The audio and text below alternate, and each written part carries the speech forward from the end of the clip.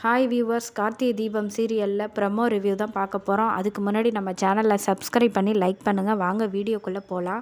பக்கம் கீதா பார்த்திங்கன்னா கண் முழிச்சு எந்திரிச்சு போகலாம் அப்படின்னு சொல்லிட்டு வெளியில் வராங்க. அப்போன்னு பார்த்து போலீஸ் வந்து அவங்கள தேடிட்டு கரெக்டாக அதே இடத்துக்கே வந்துடுறாங்க. அதை பார்த்துட்டு திரும்பவும் உள்ளேயே போகிறாங்க.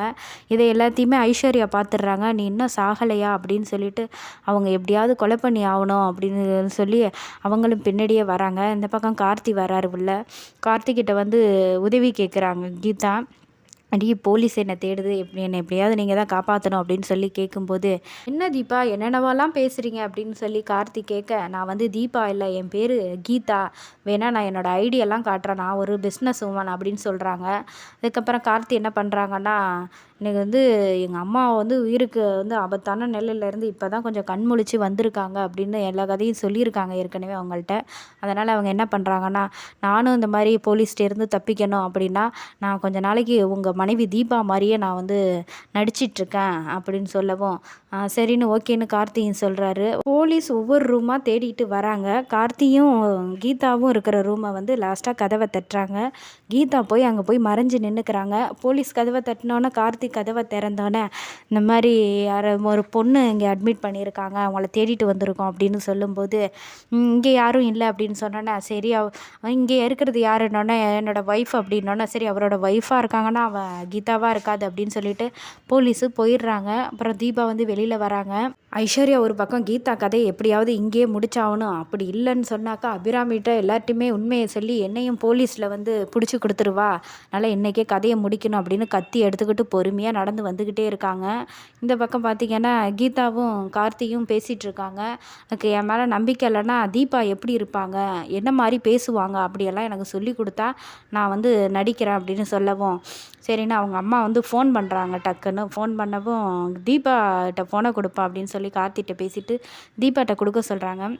தீபா கீதாவை வந்து ஃபோனை வாங்கி பேசுகிறாங்க. இந்த நாங்கள் வந்துட்டு கிளம்பிட்டோம், இந்த கொஞ்சம் நேரத்தில் வந்துடுவோன்னு சொல்லிட்டு டக்குன்னு ஃபோனை வச்சிடுறாங்க. தீபா இந்த மாதிரிலாம் பண்ண மாட்டாளே அப்படின்னு சொல்லிட்டு அபிராமி வந்து யோசிச்சிட்ருக்காங்க ஒரு பக்கம். அங்கே கீதா வந்து கார்த்திகிட்ட சொல்கிறாங்க, உங்கள் மனைவி தீபா எப்படியோ அது எனக்கு தெரியாது, ஆனால் நான் வந்து என் மேலே யாராவது கோவமாக பேசினா நான் டக்குன்னு அவங்கள திட்டிடுவேன், அதே நேரத்தில் ரொம்ப கோவப்படுத்துனாங்கன்னு சொன்னாக்கா கை ஓங்கி அடிச்சிருவேன், அதெல்லாம் நீங்கள் தான் பார்த்துக்கணும் அப்படின்னு சொல்லிடுறாங்க ஒரு பக்கம்.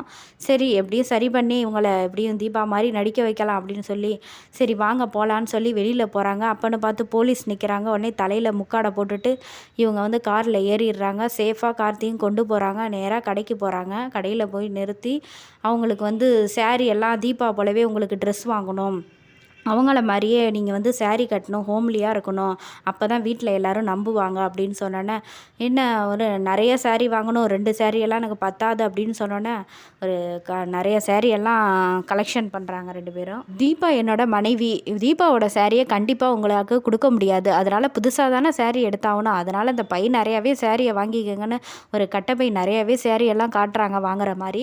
அதுக்கப்புறம் வீட்டுக்கு கூட்டிகிட்டு போகிறாரு.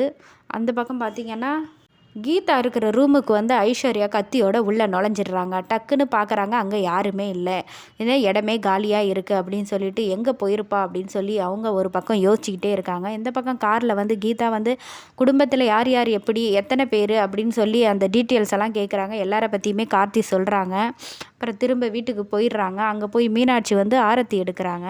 கீதா உள்ளே நுழைஞ்ச உடனே, அப்பா நல்லா இருக்கீங்களா அப்படின்னு சொல்லி அருணாச்சலத்துக்கிட்ட போய் பேசுகிறாங்க. இதை பார்த்துட்டு கார்த்தி வந்து, அட கடவுளே, நான் யாரை அப்பான்னு சொன்னேன், ஏன் அப்பாட்ட பேசிகிட்டு இருக்கீங்க, உங்கள் அப்பாட்ட பேசுகிறதுக்கு பதிலாக அப்படின்னு போய் அவங்க காதில் போய் சொல்கிறாங்க. என் அப்பா பேர் அருணாச்சலம், நீங்கள் பேசுகிறது ஏன் அப்பா, உங்கள் அப்பா பேர் தர்மலிங்கம் நிற்கிறார் இல்லையா வேஷ்டி சட்டையில், அவர் தான் உங்கள் அப்பா, நீங்கள் அவங்கள்ட்ட தான் பேசணும் அப்படின்னு சொல்லி சொல்கிறாங்க.